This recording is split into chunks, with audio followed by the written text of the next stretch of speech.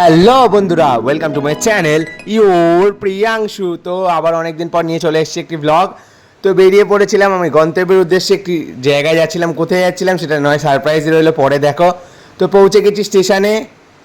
তোমরা আন্দাজ করে বলো তো কোন স্টেশনে এটা। থাক, আমি বলে দিচ্ছি। আমি চলে গেছিলাম বেলঘড়িয়া স্টেশনে একটি আমাকে প্রিয় মানুষের সাথে দেখা করতে। কে সে মানুষ দেখবে?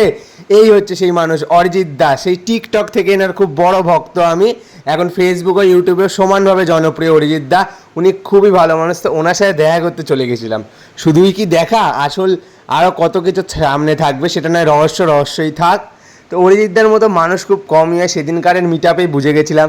এই যে দাদার মতো এত ভালো, এত সুইট, ও ওনার সেন্স অফ হিউমার খুব সুন্দর, সহজেই মানুষকে আপন করে নেয়। দাদার সাথে সেলফিটা আমি আজন্ম রেখে দেবো নিজের কাছে।